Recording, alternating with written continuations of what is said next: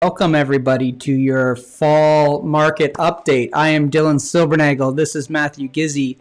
We are two realtors that work in York Region and work in the office of Keller Williams Realty Centers here in Newmarket and Aurora. And we love putting together and combing through the stats so that we can better advise our clients, not just how to strategically sell their house and hopefully put more money in their pocket, but also, as you're going to see us break down some of the numbers here, where are some great places to make buys right now in the real estate market with all the changes that we have? And ultimately, there's so much going on. Matt, we're going to start pretty high level here today before we start filtering down into those specific market areas. But we're going to talk about overall what's going on with the sales, what's going on with pricing. We're also going to talk a little bit about forecasts in terms of what's going on with interest rates, mortgage renewals, how we think that's going to impact the market because of inventory and buyers' affordability. So I'm excited to get into it, buddy. How are you feeling today? Yeah, I think we've got a lot of great information today, and I can't wait to share it with everyone. Yeah, fantastic. So at the overall here, I can tell you first where we're pulling our data from. All of our stuff comes from the Toronto Real Estate Regional Real Estate Board. They release a monthly report called Market Watch. We comb through that, 52-page, 27-page report. It's pretty long. I might be confusing our number of slides versus the number of pages in that report, but it's quite extensive. As well, we go directly into our platform called Realm, where we break down the market by specific segments so that we can get clear data to take a look at what's going on in those specific marketplaces, and again, how to better consult with our clients. So let's jump right into it. The first one today, when we're looking at sold prices, this is a very topical. Anybody that's a homeowner wants to know what's going on with their pricing. Thank you for adjusting that there, Matt. I'm glad that we can do this in tandem. And the two lines that you see here are our average price and then the HPI benchmark price, where we're looking at similarly typed homes and how they're performing, as opposed to just the average sale price for all the solds, looking across the Toronto Real Estate Board. And Matt, we saw this steep decline here over the last couple of months. Really since June, we've started to see that really drop off. Obviously more steep when we're looking at the average, but when we're looking at the benchmark, this feels more real to me in terms of when we started to see the market slow down, because we saw that swift upturn at the beginning of the year where it felt like previous years. We were seeing multiple offers for a while. We were seeing like tight market conditions with not a lot of options. And then probably around, March, April, we started to see that turnover, obviously average price lagging a little bit. Does that feel true to you when you're looking at this graph? Yeah, absolutely. Definitely got off to a hotter start than I was expecting this year. I know a lot of other people were expecting it to be quick, and it was. It started to move its way up quite a bit right off the bat, likely due to very low inventory. Mm-hmm. But it's a lot like last summer. We can see last summer kind of dipped off like this, and then we kind of got a rebound September, October. So will we see that rebound September, October? We'll see, but definitely feeling this chart in the market right now with the clients that I'm talking to. Yeah, I agree 100%. We're noticing it's easing off just a little bit there in terms of the average price. So quite a steep decline there, in the last couple of months, but it seems like we're rounding out a little bit. And we've talked about this now with the interest rate cut. Everybody's wondering, are we going to see that fall market really bounce back? And I think the general consensus that you'll find out there among realtors is that seasonally, I think we're going to see the improvement in the market. What we typically see in fall as it improves, people get back from vacations, they're more focused. I can say, it's a small fraction in terms of what's going on, but if I'm looking specifically at my business, I've seen an uptick in showings on a lot of our listings. Like so far in September, I've got more showings on one listing than I had for all of August. So it's a true testament in terms of the seasonality there. I don't think that was because of that quarter of a point reduction. That was definitely just people getting back into the market and taking a look around. Yeah, and I think it helps too that there has been a couple rate cuts, Yeah. even though they happened in the slower periods. Um, that might have an effect on the uptick as well. Yeah. And I mean, now when we look at our total transactions, I got to say, with the way the year has gone, I would have expected us to be in a better spot in terms of sales volume if you had asked me in the beginning of January, just because of how slow the previous fall went. Like the second half in the fall market of 2023 was drastically slower than I think anybody was anticipating. And you can see that here when we look at 2023, the run up to our peak there in the spring, and then just that steep decline. And we felt it again there in the fall, and it just kept dropping off, and it never really balanced out. Like we'd maybe seen, if you go back to 2021, you can see that little uptick again, right? We didn't have that in 2022 and 2023 with the rate increases happening. They just kind of continued to fall. And so it'll be interesting to see now if we see that continue through this fall. Will we see these little upticks that we're familiar with seeing? I mean, look at in 2020, COVID happened. There's the drop when the lockdowns happened, and then it was just a runaway train, right? And then same through 2021. But I mean, I think we're used to seeing that little uptick in the fall, and I would expect to see it. I don't know, even if it's a leveling off, even if it's just like this before we drop off for our November, December. I think that's what we're probably going to see. Ultimately, like usually we're close to the 2021, the market. Clearly the peak at the beginning of the year was a little more exaggerated than what we see, but we always see that uptick in the fall market. But I think with the way things are going, we might see a little bit of sideways, but ultimately head down for the remainder of the year. Yeah. In our last update, we shared that Wawa that takes a look at a lot of market stats, and they take a great deep dive into what's going on in the mortgage sector. They posted a graph showing that historically, as rates started to decline after high rate environments, after those peaks, we would still continue to see prices fall with them. And ultimately, that's what we've been seeing through these last couple of cuts. And a lot of that has to do with the lag effect. Interest rates getting cut and interest rates increasing, they lag both ways. Yeah, exactly. And so now when we come over specifically to York, looking across all home types, sale price, obviously we see the peak and how we've kind of carried on from there. We have seen that continued decline here in York region as well in regards to sale price. And it's not just the condo market that's been seeing those pinches. We've been seeing that across the detached, and specifically when I look at what's been happening to Aurora townhomes over the last year compared to where they were previously, this feels so true. And again, this is to me what we felt going through last year is that decline in average price. Popping over to sales, same thing. This has been the story. I think I shared with you earlier on that, Daniel Falk and Better Dwelling had posted that August was the slowest August in 24 years. And I had a hard time believing it. And I went back just through my numbers all the way back to 2017. I didn't bother going beyond that, but it held true. And I think for all realtors that are out there transacting, whether you're having a good year or not, I think you can take a look at the market and say that, yeah, that does feel true. It was abnormally slower than others. Yeah. And I mean, ultimately too, like with interest rates as high as they are, it's taken some people out of the market, like first time home buyers and investors. Mm-hmm. And that's showing in the August numbers. Yeah. I mean, absolutely. New listings, about what I would expect, to be honest, for the fall, not the fall, for the summer market. A lot of people go on vacations. They pull back a little bit. We're going to see reflected in some of our charts. Months of that inventory actually went down in a few areas month over month because we didn't see that influx of new listings. And a few of them, we see sales uptick just a little bit, which is enough to shorten that months of inventory. But we still have a bunch, right? This is just tracking new listings on this chart. We're not looking at listing inventory overall. But we saw that decline as I think people will be waiting. So when we check this out next month, you're going to see this uptick happen again. You're going to see this bounce back up. This will be the low for now, and I'm certain that it will go back up. Would you agree? Yeah, I think August is typically, not the greatest time to put your house on the market. And people might have also had it on the market prior to that, Yeah. decided to maybe wait until September, take it off, relist in September, and see if they have any better luck. Yeah, absolutely. And even those guys just making price changes, you'll see those reflected in the market as well. Now here's where we see the overall, okay, we're looking at now active listings across York region and all home types.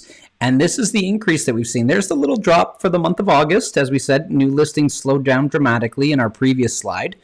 But we're still high. We're up there at about 2019 levels in terms of overall active listings for the month of or currently for the month of August. It will be interesting to see when we tick back up, and even maybe where we finish for the end of the year. Do we surpass the 2019 and that kind of correction that we saw through 2017 in terms of active listings? Are we going to see this upward trend continue here?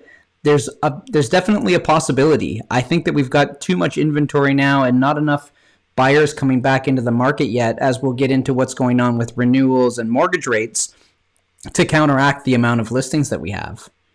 I think, from 2018 to the beginning of 2020, that was the other rate hiking cycle that we saw prior to COVID.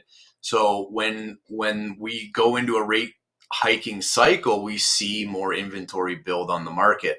Now, we are cutting rates right now. The only problem is we're still almost twice as high as we were in 2018, 2019 for interest rates. So this, in my opinion, this is still going to keep going up for sure. I wonder, I am interested to see where it ends up. And, as we're approaching, the last quarter of the year here, I think it's time that you and I put our forecast down for what the final number of sales transactions is going to be for the Toronto Real Estate Board this year.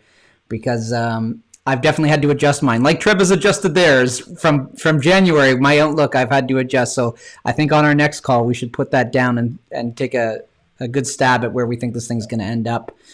Looking at months of inventory, right from when the rate hike started to happen, this has been the uptick that we've seen throughout. Little dip there, obviously at the end of the year, everybody kind of pulls their stuff off. We observe our holidays and try to relax and enjoy some family time in the cold winter months here in Canada. So we see that little dip, and this has continued to go up. The important thing to note here, we're sitting at 3.3. The Toronto Real Estate Board, when we calculate it this way, the months of inventory is on a trend. So they do a rolling 12-month average when they're looking at months of inventory.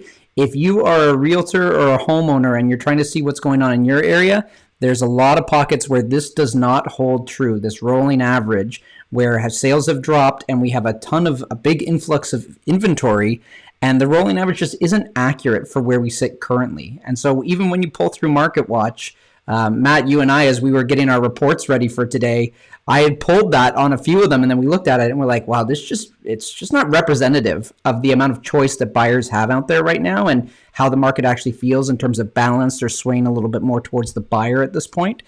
So I think that's important to note when we take a look at this rolling trend versus, even just the 1 month, months of inventory when you're calculating it that way. But it does show too, like just on the trend itself, that York region is in a balanced market, which has broken through over the last month. So prior to that, all the way to 2022, it was technically in a seller's market. Yeah, down here, yeah, all sellers. So again, on the rolling average, it's official now. We're in that balance side of things, whereas obviously you can see leading up here.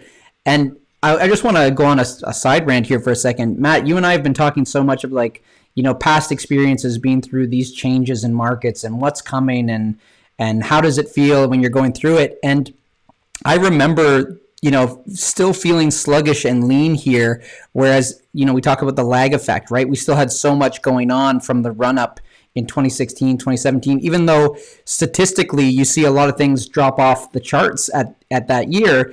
I think most realtors were still kind of cruising going through here. And then it wasn't until that late 2018, 2019, where it had more of a larger impact on your business. Sure, you felt tough times here for certain clients that you were working with, but this is where it became the norm of what was happening, right? And so I think, reflecting on that, the market is constantly changing. Like what it was today is not what it's going to be tomorrow. And it goes in those cycles. And so as long as homeowners and as long as realtors can insulate themselves to make it through these higher cycles, you'll be just fine because it's going to come back around.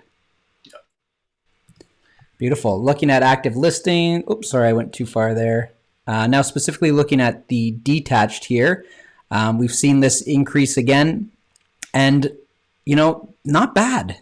Not bad if you're in the detached market, right? We talked about we're higher than we've been, but we've been in an abnormal market. Looking back to our peaks at, from 2017 up to 2020 there, we're nowhere near that in terms of active listing inventory in the region of York. So a lot tighter than I expected for sure. Yeah. And it's funny when you go into certain neighborhoods, you've acknowledged like, hey, at least now I have stuff to show my clients. But at the same point, it's not like every house is for sale. You've still got to kind of find the good ones and make sure that on the listing side that you just make sure that you're priced right. But ultimately, it's not that high. No. It goes to show where the averages get swayed here, right, Matt? And I've joked with you about this a few times. I don't know what's going on this year. We've had a lot of condo sellers that we've been helping. And it's funny, it's one of the more challenging times that we've seen in the condo market because our inventory levels there, our active listings, is higher than it's ever been.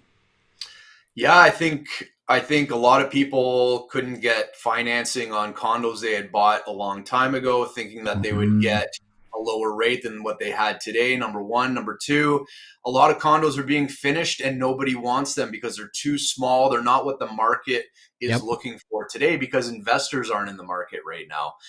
So I think that's a big chunk of stuff that's getting dumped in the condo. But also condo townhomes are very high as well, which suggests it's more of maybe a first-time home buyer, an investor. That's typically what they buy, and they're just not there right now. They're not there right now. Absolutely. Yeah, and it's funny because I think the big mistake that Toronto and the GTA as a whole made there for a little while is it feels like a lot of our condos were built with investors in mind and making money in mind as opposed to end family units. So as the investors have exited the market, there's a lot of those types of condos that families really just don't want to buy at the end of the day, right? It doesn't suit. They're too small. And while I think they are great for investors, and when the time does come back around, hopefully they'll be cash flow positive or at least very close to it. But at the moment, that's just not the reality. No. Yeah. All right. We're getting into your realm here. Start talking to me about unemployment rates. I know we're going to get into the interest rate side of things soon, but talk to me a little bit about what we're seeing here in this uptick and this continued increase that we're seeing in unemployment, which I think for most people can understand comes along with those higher interest rate increases that they've been making in the efforts to slow down our inflation. But what are we looking at here, Matt? Yeah. So in order to slow down an economy, you have to get unfortunately some job losses over the time. And so if we go back to 2017, this is about where we were just mid 2017. Sure, COVID's in there and that was a spike, bit of an anomaly there. But we've come up from almost 5%, now 6.6%. And there's a lag effect that's going to happen with interest rates. So there's still going to be more job losses going forward. I think we might hit 8 to 8.5%. So there's still an uptick of individuals who are going to be unemployed, which affects the real estate market because those individuals can't buy homes. Those people might already have homes and now can't qualify for their new mortgage.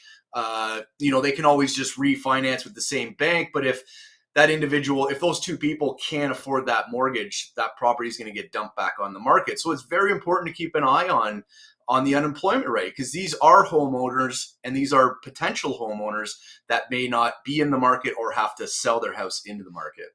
Yeah. Yeah, and it's interesting to see because, I look back and thinking about how busy and crazy the market was back in 2015, 2016, right up until we had that correction there in 2017. And the unemployment there was higher than where we are currently sitting. So like you said, it's going to be interesting to see, do we get up as high as an 8 or an 8.25 or an 8.5? And what's that going to look like if we lose that percentage of people that may have been buying otherwise, right? And I mean, if we look at the 2016 peak in unemployment as well, we had much lower interest rates than we did today. Mm-hmm. And also it started to make its way down into 2017. It's ultimately just another data point you want to keep in mind. That's important, and interest rates are definitely important on what's going to bring buyers to the market. Yeah, and it's just the nature of how all these different influences have those lag effects on each other, right? It's always counteracting, and when this one goes up, the other one's on its way down, and they just kind of crisscross a lot of the time. But yeah, I think that's a great point. Let's keep that 2016 number in mind as we look at some of the interest rates, going forward, right? Here where we see some of the changes in unemployment from year over year, right? So August last year to August this year, the one at the top, obviously Windsor being hit one of the hardest last year, being at only 6%, now at 9.2. And I think it was Oshawa maybe that, you pointed out to me as well with that jump. Yeah, Oshawa.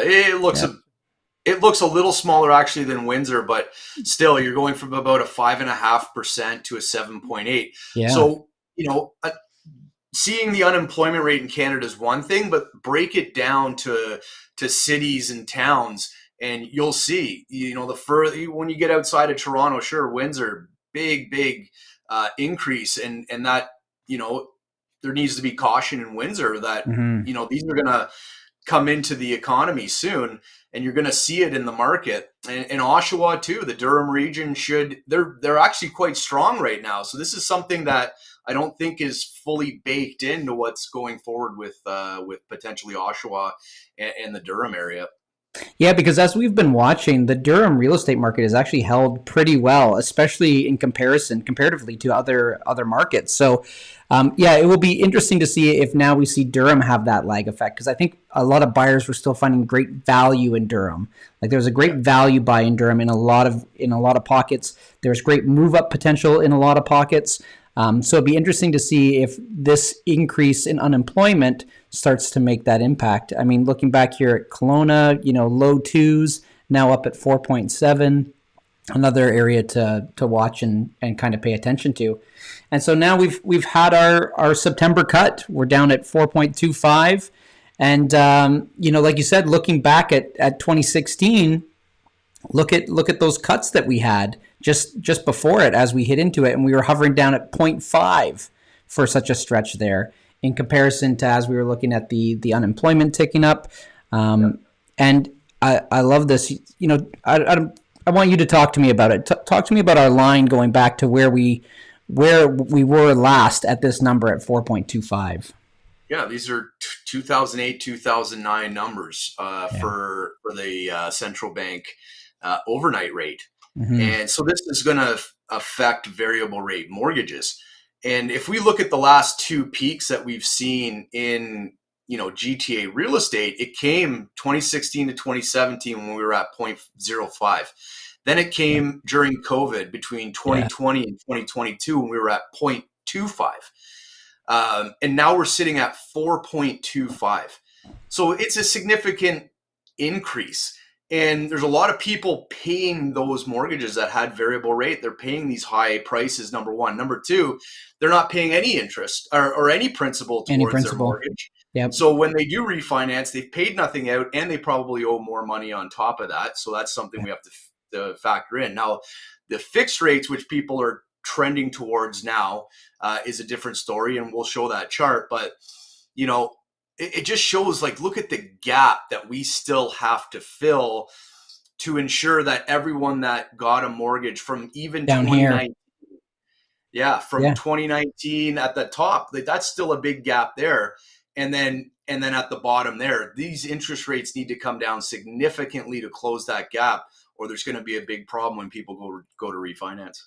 Yeah, and when you talk about in here where we were sitting at, 0.25, this was some of the highest real estate values. So people that were getting their mortgages here, they were getting them at rock bottom prices in terms of the cost to carry those mortgages, but they were also getting them at some of the most expensive debt loads. They were getting the highest mortgage amounts. So it's interesting to see that. And now we bought that Dylan, they bought that peak market was almost entirely driven by variable rate mortgages. Yes.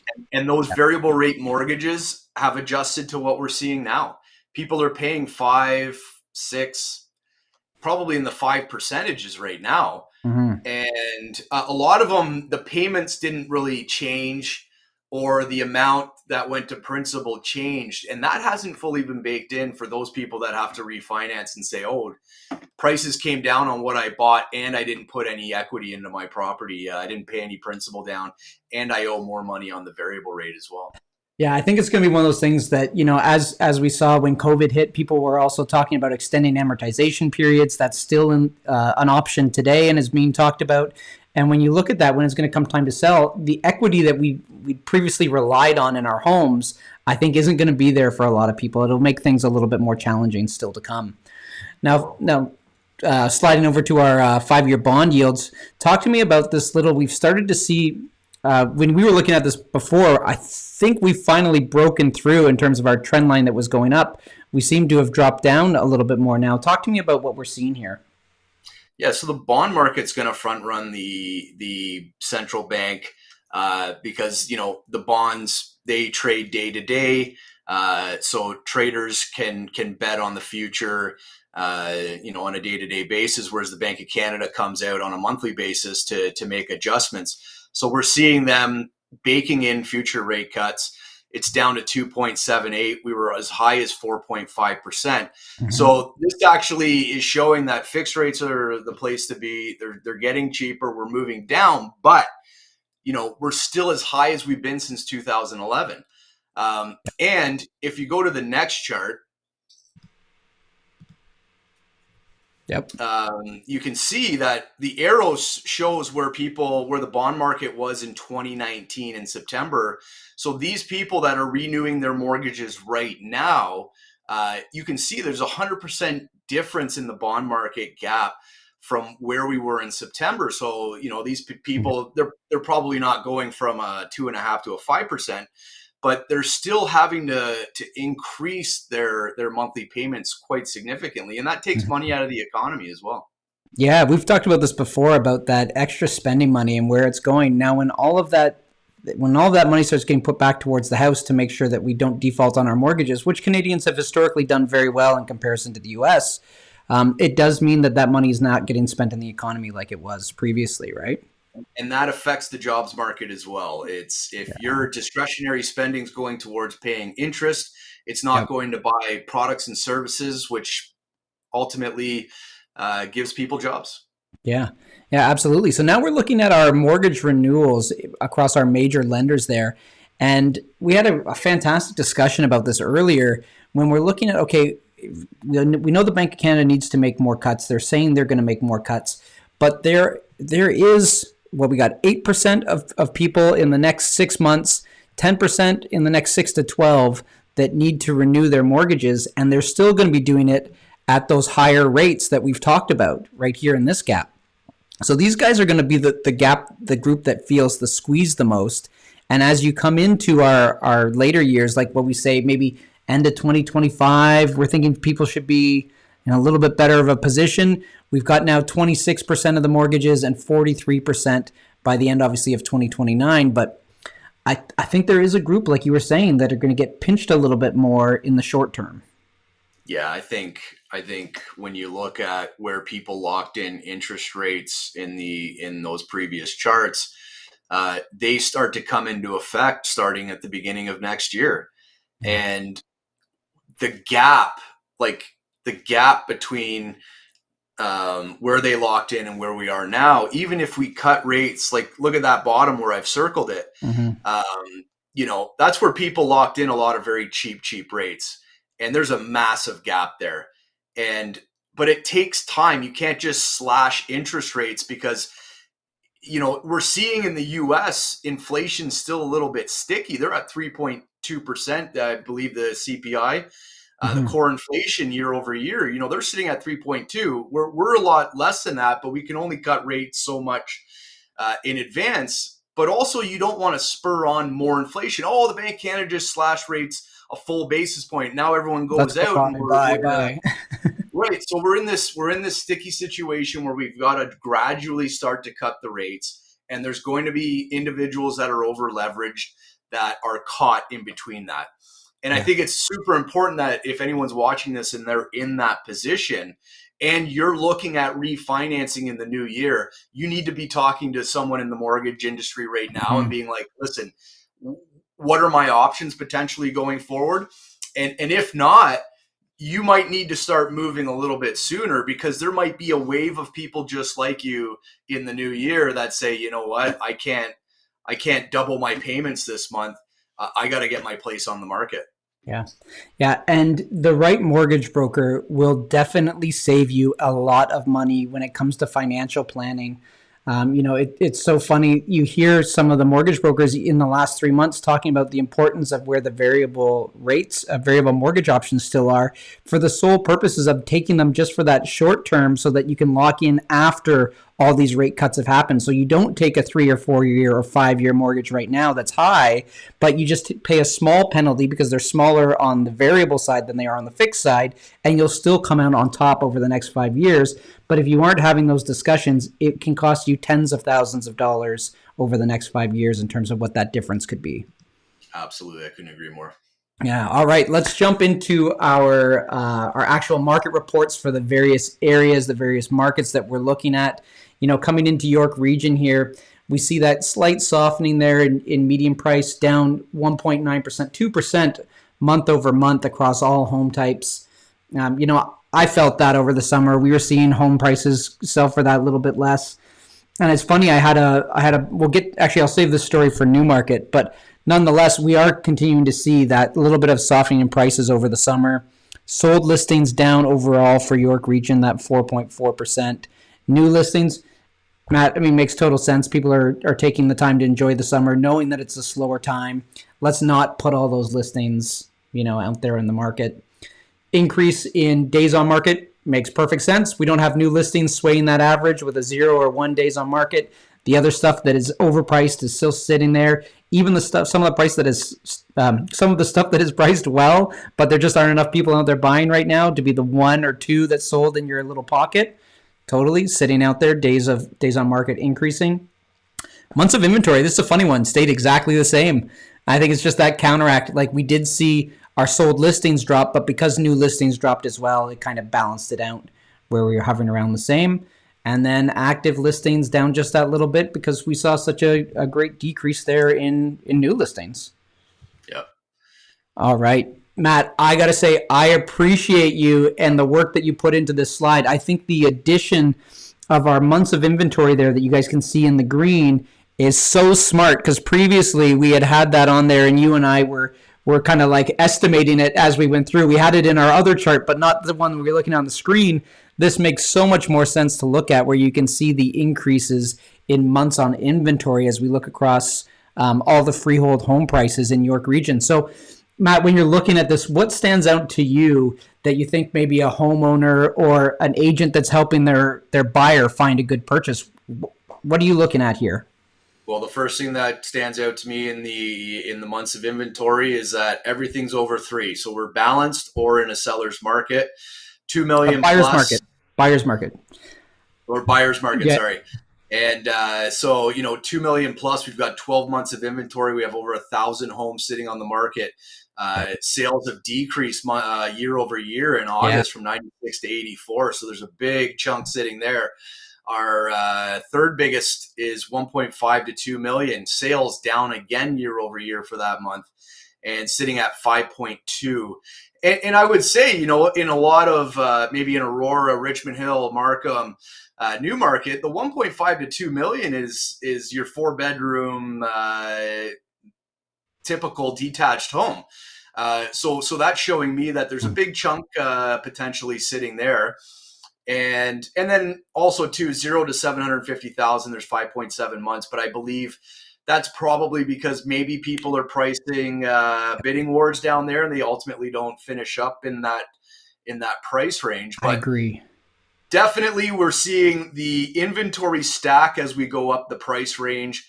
We're seeing more sales between 750 to 1.25 and we're seeing a decrease in sales anything above that. So Yeah. definitely market's moving in one direction. I think this uptick in the under the $1 million price tag here is not because we had that many more buyers in that price range. It's we had that many more homes that were suddenly available at that price range. Like you couldn't get a townhome in Aurora previously for under the $1 million, and now that was the norm there for a little bit. We're starting to see. We saw them uptick a little bit earlier in the year. Now they've softened again. And it's just funny to see, like, yeah, it's up year over year, but that's because a lot of those that were priced in this category before have trickled down. And we talked about that in one of our earlier slides. Like, where's all this months of inventory going? And we're seeing some of it trickle down to the price bracket below it. Yeah. Now looking at condos in York Region, I mean, this is the condo market. We saw that first slide with all the active listings increasing. And it's funny, you can see that, 7 months of inventory over here for our more higher end stuff. This is where the bulk of the condos are really, is that 600 to 800,000 price range. And yeah, we saw that decrease in year over year. And we are seeing very much a buyer's market. You've got a lot of options out there when you're going to buy a condo right now. Yeah, plenty of options. If you're looking to buy a condo, take your time, negotiate. There's just plenty of stuff out there. And a lot of condos are owned by investors, and sometimes they're willing to sell them for a little bit less just to get them off their books. Yeah. Yeah, but pay the family-owned ones because we've got a couple of those. Come pay us our list price. We're priced well, I promise you. That's right.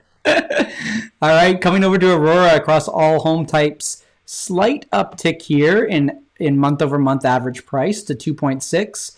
I'm interested to see in our next chart where we see the bulk of the sales happening, because we did have sold listings go down 14%. And again, makes sense for the seasonality, but this wasn't seen everywhere. We did see an uptick in sales in some places, so it'll be interesting to just see that comparison.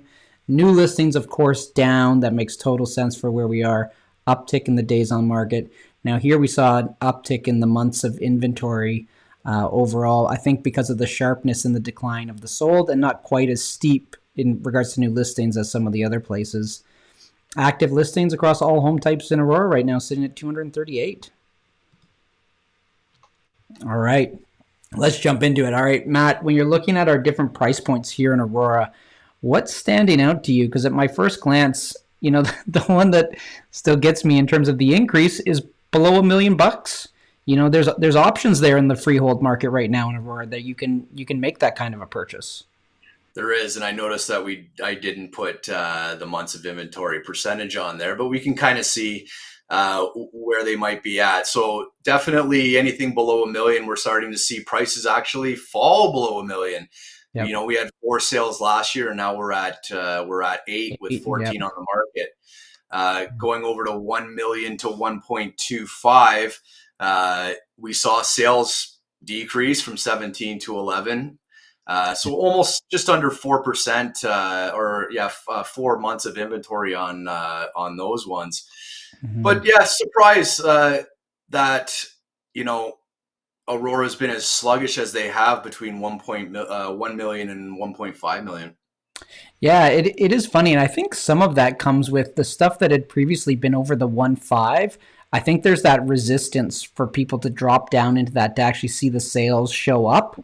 And ultimately, that's why you're seeing this one drop off so significantly, a 50% drop from the sales volume we saw last August in that price range in Aurora, which is interesting because I think it's just those people not wanting to go down to here and ultimately staying on the market that little bit longer. Because if we look back to those lower price brackets, even for York Region overall, we saw upticks, and now we're seeing those declines, right?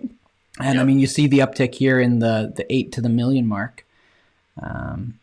It's Aurora. It's gonna do well, but we are seeing much more in terms of the months of inventory. Like if we're sitting here around 5, there's a lot of that stuff that's over. We're still under a little bit over here. 13 sales from the 1.25 to 1.5 with 35 available.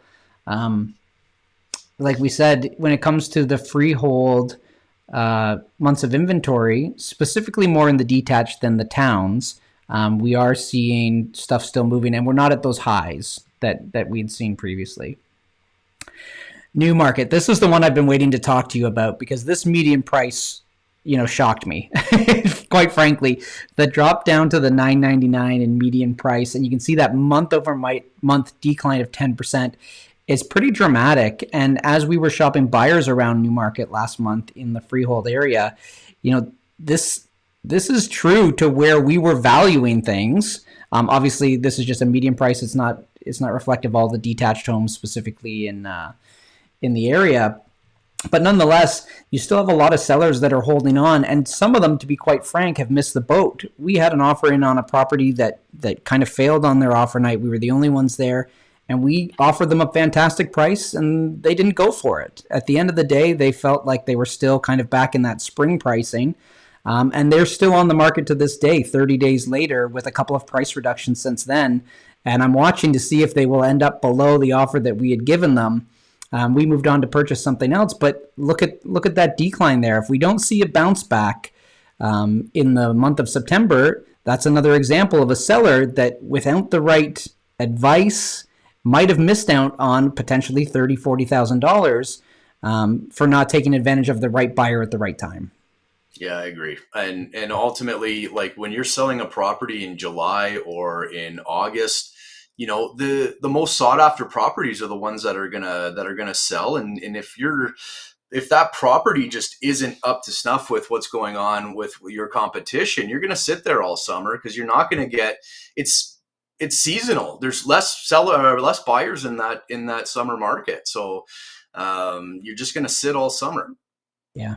So declines here, of course, in our sold listings and our new listings coming out. Not quite as much, I think, as we saw there in Aurora, but nonetheless, and a slight uptick in our months of inventory with 265 active listings currently out there in Newmarket.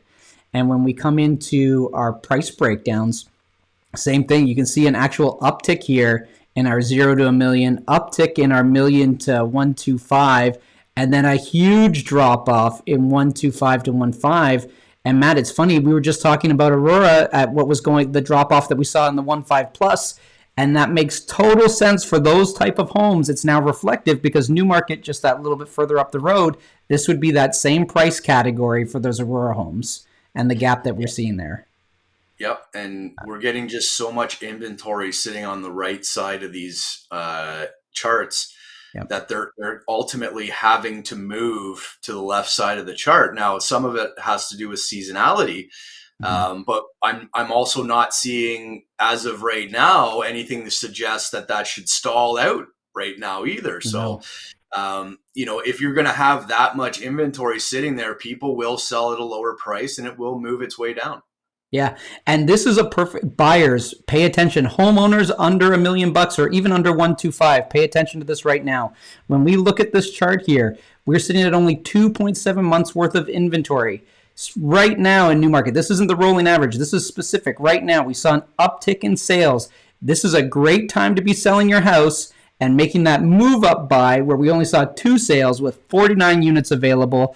Obviously, this is an extreme, the 24 months of inventory, because we're not using an average here. But you will have great opportunity to move up right now. You've got people that are looking. You're technically here in a seller's market right now as of last month. And then you're moving up into a dramatic buyer's market for your purchase. If you are in Newmarket in these price brackets right now, it's a fantastic time to make a move up. And then with the right advice from a mortgage broker, you can mitigate any of those higher interest rates for the short term to make sure that you guys are laughing in the next 2-3 years as everything turns around. Yep. Yeah, that's a no-brainer. That one excites me. That's a spot that excites me. Realtors, if you have clientele in Newmarket right now, show them this. Show them this. This is a great opportunity for them to make a big move. All right, coming down to my hometown of Richmond Hill, saw a slight decrease there in median sale price. Again, we've felt that across the board so far. Sold listings, again, Matt, this is one of those funny numbers. I was telling you as I was pulling, I'm like, how is it the same? But ended up being the same. New listings down just a little bit. Average days on market, of course, increasing. Months of inventory decreasing just slightly because our sold listings did well and our new listings were down a little bit. Now we're in a larger market center, 803 active listings, which is down just slightly. And I'm curious to see now as we break down our price brackets. You can see that million to 125, which is basically the 1 million plus in other areas. We saw that increase of year over year of like doubling essentially 14 to 30 sales in that price bracket. And Matt, 2.3 months worth of inventory. So we're talking about where can you make good buys moving up. Like these guys down here in Richmond Hill have great potential to make those buys to the higher levels. Like, what are you thinking when you're taking a look at Richmond Hill here? Well, I think the biggest thing that stands out is just the months of inventory on the higher end. I think that's where they're kind Yeah. of that's why the months of inventory is higher than any other city that we've looked at so Yeah. far. And typically Richmond Hill is typically on the higher end side. So it's interesting that 3 million plus we've actually seen a better performance this year than Right? last Yeah. year. You know, And it's even 2.5 and above is held strongly, even with 2.5 to 3 having 13.75 months of inventory. yeah. It's funny because as we love to talk with our colleagues and hear what's going on, I have heard very well that there's some luxury properties that are moving quite quickly with multiple buyers showing up all at once. So it's not to say that the right property isn't selling here. There's a lot of people that haven't been as affected by the higher interest rates that do have a lot of cash sitting on hand that are able to make those purchases as they've seen prices decline. Those homes are selling. The challenge is there's a lot of homes that really shouldn't necessarily be in that price bracket that are still holding on to 2021, start of 2022 prices that really need to trickle down here to get the momentum going again. I think that's why we see 13 months of inventory in the 1 point or the 2.5 to 3 million Yep. is a lot of those 3 million plus did move down into that category. Mm-hmm. And maybe that's why we saw a strength of the same amount of sales over last year is just, there's so much to choose from and likely some good deals that people got. Yeah, no doubt, no doubt. I bet there's good deals out there for sure. Now, when we take a look just at condos for a second, we did continue to see that price drop there in the medians. We're now down to 610. Sold listings was up surprisingly, which when looking around, it did not feel like that. So it's nice to see it reflected here in the data, the 24.2 months. And actually, you know what? I will take a step back there. In the one bedroom market, I did see a fair bit of movement last month. So I think that's likely where it's being reflected. Where we just haven't been seeing that in the twos and three bedroom models. They've been sitting just a little bit longer. New listings, of course, staying low. We're down 33%. Makes sense seasonally. Days on market up a little bit, hovering around just over a month. And our months of inventory coming down a little bit because our sales went up, but still very much, balanced to buyer's market there at the 5 month mark. Yep. Popping over to Markham, same thing. We saw that slight continued decrease there in median sale price now to 683. Sold listings again up a little bit, and I've got to say same thing. I think it's in the one bedroom markets, Matt, where we're seeing that little bit of an uptick, and I think that's just the reality of it right now. That's where some of the better buys are for buyers, or where they're seeing the value currently. I think so too. I think the one bedrooms, there were so many built that that's probably Yeah. where a lot of this market's headed. Yeah, where it's happening. Months of inventory, of course, decreasing there as well a little bit at the 4 month mark, with our sales outperforming and our new listings dropping a little bit. All right, Georgina, why don't you take away Georgina for us as we roll into this next slide here? Yeah, so interesting with Georgina, median sold price was at 875,000, which was up 10.8% from Mm-hmm. last month. Now, I think one of the big reasons for that, we had 52 sales, and Georgina can have a lot of high end and low end, and I think there was a lot more larger homes that were purchased because Georgina too, prices have been coming down quite a bit this year in a Yeah. lot of the outlying areas of Toronto, Simcoe, and Georgina. So I think people were finally starting to step in and say, hey, you know what, prices are pretty attractive for what you can get out here. And so I'm interested to see what September brings for Georgina. Have we kind of bottomed out there, and are we going to move to a new direction because we're only at 875,000 for all home types, and that's Yeah. typically, this doesn't get swayed by condos either because there's not many condos out there for sale. This is a lot of freehold properties that we're talking about. New Yeah. listings were up quite a bit.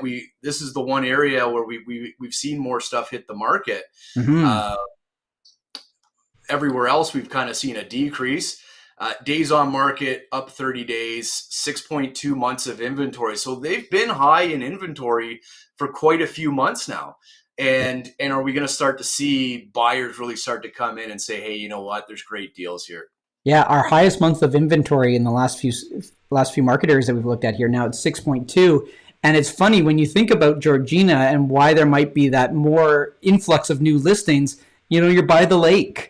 Let's get our house on the market in the summertime. Let everybody come and enjoy that aspect of it, where every other market area, we saw a restriction there in new listings as we saw that number kind of diminish. But I think in Georgina, more people were saying, hey, let's put our house on the market. Yeah. And you know what? The one thing I didn't say was sales, 52 sales. That was down 21%. Yeah. So definitely, I think in Georgina, buyers are honing in on great properties that are discounted right now. Yeah, 100%. Now, when we take a look at the breakdown, you can see where that increase in sales happened in terms of why I think we're seeing that uptick in the median price. Because in that $750 to $1 million range, we saw a big jump from last year's 19 sales, now this year at 33. And I think that's probably where we're seeing that median price creep up a little bit, is in this segment right here. Yep. And it's interesting that 0 to 750 is 5.3 months, by maybe just, I can't even tell you why 0 to 750 would be 5.3 months, but 750 to $1 million is 2.9. Maybe it's just the bulk of the market's wanting to be in the 750 to $1 million, but it's anything over $1 million that's very concerning for Georgina. There's just so much inventory sitting there right now. Mm-hmm. And that's got to get sorted out, and it likely will get sorted out to the downside with price adjustments and better prices. And that's why, to be a buyer in Georgina, it's a nice place to be. Yeah, and it'd be interesting to look and see how many properties in this 0 to 750 were holding offers last month. If somebody was trying, because you're going from 22 sales last year to 12. It's odd to look at because it's typically a cheaper market. And I would suspect that more homes would have been going into the 750,000 or less area. It trickle backwards. And we would have gotten more sales in that. So I'm going to have to dig a little bit deeper into that specific section to see why this is. Yeah. And you know what perhaps we add on to our previous slide is, and I know that we never added them before because we were looking at it and there's very little change ever in terms of percentage of the asking price paid. Over the long run, you'll see that, but over month to month, you rarely see any changes. But if we were sitting here and we were seeing 99% of asking or even 100% of asking, then we would know that on this slide, this is reflected because a lot of people are pricing lower and selling for that little bit more in terms of to skew the averages. But that's an easy one for us to dig into and take a look at. When we hop over to EG, again, another area that saw a little uptick in median sale price, up 2.8% to 1.3. And again, we've talked about EG a number of times. There is a variety of different housing options there available, right? And so it's one of those things that you need to focus in on your local market as opposed to the overall when you're in that area. And then, of course, sold listings, as we'd expect, down just a little bit, different than what we saw over in Georgina. And our new listings increasing again. So it's funny, EG and Georgina are saying, you know what, I don't care. Let's list it in the summertime. Let's get back out there. Some of it might have been stuff that was out before. We're seeing cancellations and relists. But at the end of the day, it's people deciding to be on the market in the month of August instead of waiting for September. Yep, and active listings down 5%, which is kind of why the months of inventory are still sticking at 5.1 months. Yeah, makes sense. And now when we come into here, we're seeing that increase again from 750 to $1 million. Slight increase there, the $1 million to 1.25, balancing out. It's really just really they're kind of holding on par for the most part to where we were last year. It's just the increase in new and active listings that we're seeing, and of course the 2 million plus only having one sale last month with 36 available sees our month of inventory creep up quite a bit. Yeah, I think they've done quite well. 1.25 and below, they've held on quite tight. Actually, sorry, 1.5 and below, Yep. um, and we've seen everything above that just starting to struggle a bit. So Yeah. Yeah, not honestly, not bad for a year over year basis when you're looking at EG. Probably the most balanced we've seen I agree. across all of them. Looking now over at Simcoe, we see a slight decline in median sold price, down 3% to 747,500. Slight decrease there as well in our sales volume of 709 sold listings. New listings again, Matt. We're seeing people up in Simcoe deciding to, hey, let's hold off for the month of August. Maybe my water theory doesn't hold true, or maybe there's just not enough water in the Simcoe area to count for what we saw over in Georgina. What do you think about that in terms of the change in listings there? Yeah, I've had some deals up in the Simcoe area recently, and a lot of properties are just sitting on the market up there.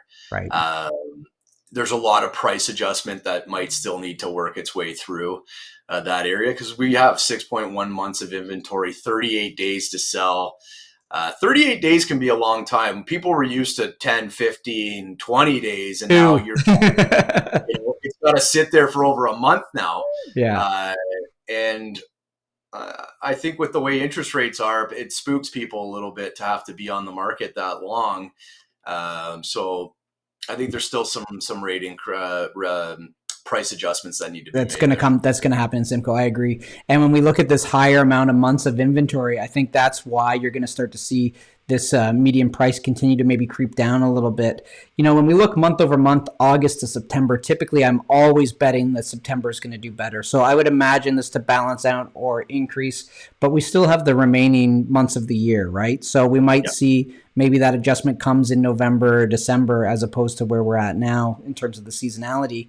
And then when you look at the new listings declining, I think it's the same reason. I think realtors are sitting down with their sellers and they're saying, like, look, unless we're ready to make a big adjustment in price, look at how much other competition they're likely seeing in their neighborhood. And does it make sense to be out there as one of 30 that are all looking the same? Would you rather hopefully some of that inventory cleans out?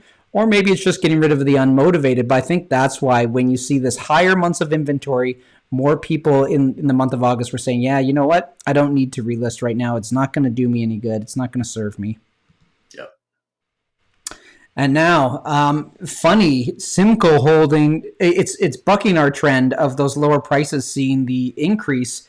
And even the 750 to the million, we're not seeing it there. Holding steady at under 750, slight decline there from 750 to the million mark. And I think, man, I think the big difference is here, like you've been saying, from your boots on the ground when you're out there helping your clients, tons of listings available in the Simcoe area right now. Yeah, 3.1 is a balanced market. Like Mhm. there's 737 listings out there below $750,000. Yeah. That's a good amount. And then when you're going 750 to a million, there's 6.5 months of inventory. That's a buyer's market right there. Yeah.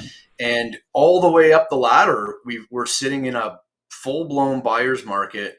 Prices got way too ahead of themselves in Simcoe over the last couple of years, and we are in the readjustment phase out there. And a lot of this stuff needs to just shift to the left. Yep. Yep. And I think the other thing that's interesting about these slides when you're looking at truly our months of inventory, you've got a lot of data here, 160 sales to the 1,000 that are available. Whereas when we look at some of our higher end ones, a lot of the time you're like, yeah, there's only 9 sales and 240 active listings. So this, of course, looks so high, looks so skewed. But there's a lot of data here to justify this is solely very much a trending towards that buyer's market as we have a lot of sales, but we still have a ton of listings. Yeah, I think the reason the 0 to 750 looks so good is because more expensive homes came down to those prices. Yeah. You got a lot of house for your money there, and that's why it's been so strong. Yeah. But what I've noticed in the last few areas that we've been looking at is I haven't seen one of those price brackets that solely got me excited yet for the move up buyers. When I come into Simcoe right now, I say, hey, if you're coming from another market, take a look at the value buy you can get in Simcoe if area is not important to you. If you need to stay in your same area, going back to some of those other pockets we were looking at, like in Newmarket, for example, was one of the best ones to make that move up purchase right now, and you can stay within Newmarket. We're seeing high months of inventory here where you're probably going to have a similar experience one-to-one, which is great because the market you buy in is the market you sell in and vice versa. And you want to make sure you're doing it in the same market. So you're balancing out okay over there. But if you really want to take advantage of something, for those people in Newmarket, for example, stay in Newmarket, make that buy up to the next pocket that has a lot of options. And people that aren't in Simcoe and you're looking at going to a new location, Simcoe's got a lot of options for you right now. And we saw that continued softening of prices there. All right, Matt, why don't you take away Durham here for us and when we're starting off with the median price? Yeah, Durham saw a nice little increase, 1.2% month over month for the median price at 850,000. Mm-hmm. Sold listings were down 9% to 709. New listings sitting at 2,200. Yep. That was down 20%. 23 days on market. So we saw a little bit of an uptick there. I think it was 20 or 21 prior to that. And so 3.1 months of inventory, which is it's up 7%, but also it's the lowest we've seen in most categories. Very true. Very true. And we were talking about Oshawa's rising unemployment. Well, take that unemployment. We're up 1.2% in terms of our median price. And, maybe we'll bite those words in a couple of months as we see the lag effect take part. But like we've said, Durham's been holding pretty steady. And with only 3 months worth of inventory, they're in one of the better spots when you're looking at a region overall. Yeah. All right. Coming into our price brackets here as we take a look, it's funny that under 750 had the opposite effect of what we saw in a lot of areas. We did see a decrease in year over year sales volume in that price range, and same with the $1 million mark. So we're starting to see Durham slow down a little bit to where they were last year, whereas previously I think they had been outpacing their results from last year. So it's interesting to see that rollover effect we're seeing in Durham now. And when I look at this, like we said, it's still competitive out there. 2.2 months under 750, 2.5 under the million, 3.8 under the 1.25. So you almost have to be in this bracket making the move up. And it's funny, I remember from one of our first videos that we did together earlier this year, there was massive move up opportunity in Durham where around that million to 1.25 was super tight. I think we were under 2 months worth of inventory. And then everything above it was like 6 and 7. And I think that's toned down just a little bit. It'll be very interesting to me to see what the slide looks like next month. Yeah, no, Durham's held up quite well compared to a lot of other things that we've seen today. Yeah. All right. That is the end of our market update for September. We've taken a look at everything that happened over the summer. We've seen that there are great opportunities out there for people that want to make that move up buy and even stay in the same areas. There's a few where if you really want to take advantage of it, you might have to move outside of the area that you're currently in. And at the end of the day, Matt, we know that the best way to evaluate the market is when you're sitting down with your realtor across the table and taking a look at your local market. Obviously, we wanted to help out today by giving people that high bird's eye view looking down at the market. But I can tell you that when I'm sitting across the table from a client, I can give them the best advice based on specifically what's going on in their area. This stuff definitely helps to give context. But when you start breaking down what does your competition look like, what are the current pricing values, what is the best comparable that a reasonable buyer is willing to pay for a home in that area today, it makes such a difference to have that advice and to be able to sit down there. And Matt, I just want to say thank you so much for taking the time with me to put all these charts together, because I think that we've identified a few pockets where if you've got a buyer that's coming and say, hey, where can I make a really smart purchase right now? We've identified a few of those. And if you've got a homeowner that wants to make a move up, same thing. We've identified a few of those price brackets where people can really take advantage. Yeah, as much all the data that you can provide your client or provide a buyer, provide a seller that can help them make the decision. This is just another step that really adds a lot of value for them. Yeah, absolutely. All right. Well, we look forward to seeing you guys next month. We're going to take a good look at what happens for the month of September and keep forecasting where the real estate market is going to go throughout the last portion of this year, our final quarter coming up, as well as what we can expect in 2025. Thank you so much for joining us. I'm Dylan Silbernagel. That's Matthew Gizzie. We look forward to seeing you next time. See you guys.